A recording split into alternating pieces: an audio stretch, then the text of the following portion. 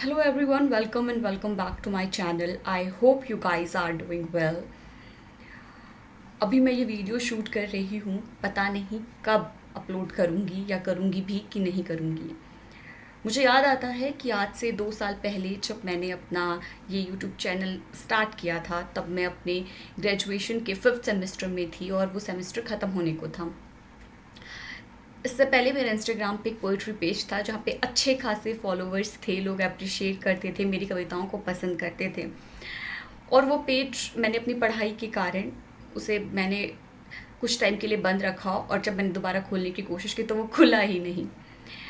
हालांकि मेरा ईमेल भी चेंज हो गया था और काफ़ी सारी चीज़ें टेक्निकली कुछ प्रॉब्लम आ रही थी और वो पेज फिर मेरे से कभी नहीं खुला। एक पल में ही सारे फॉलोवर चले गए, कुछ भी नहीं रहा। तो मैंने ये यूट्यूब चैनल खोला कि पोइट्री का चैनल हो जाएगा, क्योंकि मुझे स्लैम पोइट्रीज़ करना बहुत पसंद था, परफॉर्मेंस करना पसंद था। और मैं DU के बहुत सारे कॉलेज में मैंने डिबेट्स की हैं, पोइट्रीज़ बोली हैं, स्लैम पोइट्रीज़ की हैं। तो मैंने ये चैनल शुरू किया। कॉलेज के टाइम पे मैं और मेरी एक फ्रेंड थी जो दूसरे डिपार्टमेंट से थी, तो हम लोग कोशिश करते थे कि हम लोग मिलकर के कुछ कोलैब कर सकें, लेकिन शूट होने के बाद भी कभी कुछ सक्सेसफुल नहीं हो पाया। बहरहाल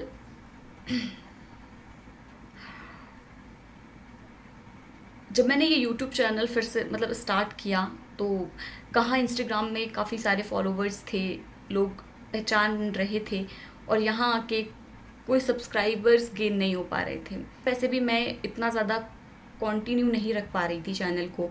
मैं सच में जब मैंने शुरू किया था तब तो मैं सचमुच में 3 महीने, 4 महीने, 6 महीने में एक बार वीडियो पोस्ट करती थी। मुझे लोग चिढ़ाते भी थे कि साल में, ऐसे मजाक में बोलते थे कि साल में तो एक बार वीडियो आ रही है, कहाँ से सब्सक्राइबर्स बढ़ेंगे। मैंने सब्सक्राइबर्स के लिए ये चैनल नहीं खोला। मैंने सोचा था कि ठीक है, मैं अपने आप को मोटिवेट रखूँगी और मेरी कविताओं के थ्रू अगर कोई मोटिवेट हो सकेगा तो ये मेरे लिए बहुत खुशी की बात होगी। लेकिन इस चैनल को मैं ज़्यादा नहीं दे पाई और अभी भी मुझे नहीं पता मैं अच्छे से कर पाऊँगी या नहीं,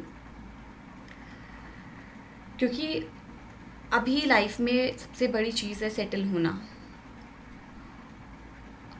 UPSC प्रीलिम्स हो चुका है और UPSC प्रीलिम्स देने के बाद जो मेरी गलतियां हैं वो ये रही हैं कि मेरा बेसिक अच्छे से था, मैंने प्रैक्टिस की थी, मैंने रिविज़न्स किए थे, लेकिन मेरी कमी रह गई कि मैंने टाइम बॉन्ड करके, टाइम बाउंडेशन लगा करके 2 घंटे का टाइम सेट करके मोक लगाना, बहुत सारे मोक लगाना, बहुत सारे PYQ करना। मैंने बहुत सारे PYQ किए हैं, लेकिन मैंने टाइम को बॉन्ड करके जितना करना चाहिए था, अपने आप पे एक प्रेशर मुझे ऊपर डालना चाहिए था, प्रेशर कि ठीक है मैं 2 घंटे में कितना पेपर कर सकती हूँ वो देखती हूँ। मैंने ये चीज़ करी, लेकिन मैंने बहुत कम करी हैं, तो वो मेरी गलती रही।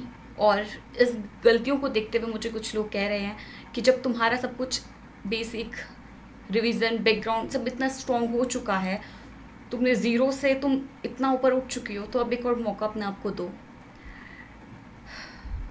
मेरा दिल कहता है कि ठीक है, मुझे मौका अपने आप को देना चाहिए, लेकिन मेरा दिमाग साफ मना कर रहा है। मेरा दिमाग हामी नहीं भर रहा है। मुझे लगता है कि मुझे पहले अपनी लाइफ में सेटल हो जाना चाहिए, एक गवर्नमेंट जॉब या कोई एक अच्छी जॉब सिक्योर कर लेनी चाहिए। उसके बाद मैं UPSC की तरफ वापस बढ़ूँगी, क्योंकि ये मेरा सपना था और ये आजकल परसों या 2 साल, 2, 4, 5 साल का सपना नहीं है, ये एक लंबा सपना है, मेरा सपना है। और मुझे किसी ने कभी फोर्स नहीं किया UPSC के लिए, बल्कि मैंने खुद लड़ाई की है कि मुझे UPSC करनी है। लोगों ने कहा तुमसे नहीं होगा, तुम नहीं कर सकती, लेकिन मैंने सबसे बगावत की, सबसे लड़ी और मैंने पूरे 1 साल इस एग्ज़ाम को दिया। और आज मैं खुश हूँ, क्योंकि मैं उस पेपर को देख करके ये कह सकती हूँ कि मुझे बहुत सारे क्वेश्चन आ रहे हैं।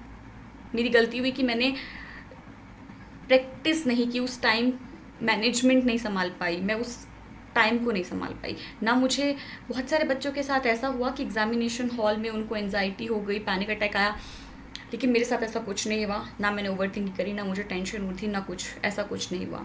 बहुत सारे बच्चों के साथ एक और चीज़ हो रही थी, वो ये कि वो लोग भूल रहे थे, उन्होंने जो पढ़ा था वो भूल रहे थे, लेकिन मेरे साथ ऐसा भी नहीं था, मुझे यह चीज़ें याद थी।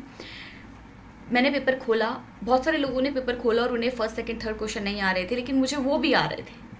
लेकिन उसके बाद जो क्वेश्चन लंबे थे, जो स्टेटमेंट वाले क्वेश्चन थे, जो ऑप्शंस ट्रिकी थे, जिनमें मैंने उनमें अपना टाइम लगा दिया, 6 से 7 मिनट मैंने एक क्वेश्चन में लगा दिया।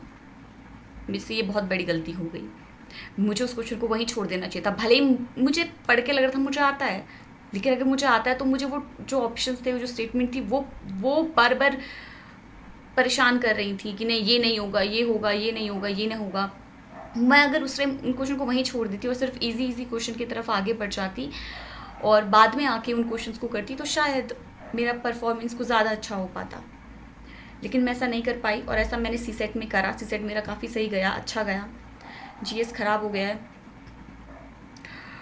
मेरा दिल कह रहा है कि ठीक है, दे दे दूसरा मौका अपने आप को, पर मेरा दिमाग नहीं मान रहा और मैं थोड़ी प्रैक्टिकल इंसान हूँ। यूपीएससी ज़रूर दूंगी, लेकिन फ़िलहाल नहीं, अभी नहीं। अभी अपनी लाइफ को सिक्योर करना है। क्या करूँगी, कैसे करूँगी, अभी बिल्कुल नहीं बताना चाहते, बिल्कुल शेयर नहीं करना चाहती हूँ। एक दो लोगों के सिवा किसी को नहीं बताना चाहती जो बिल्कुल ख़ास है। पर प्लान भी है और हमेशा हर किसी के पास होना चाहिए। मैं आप सभी के लिए कामना करती हूँ कि आप सभी का भविष्य उज्जवल हो, अच्छा हो और ज़िंदगी में आपको बहुत सारी खुशियाँ मिलें। मैं बस अभी इतना ही कहना चाहूँगी। Thank you so much.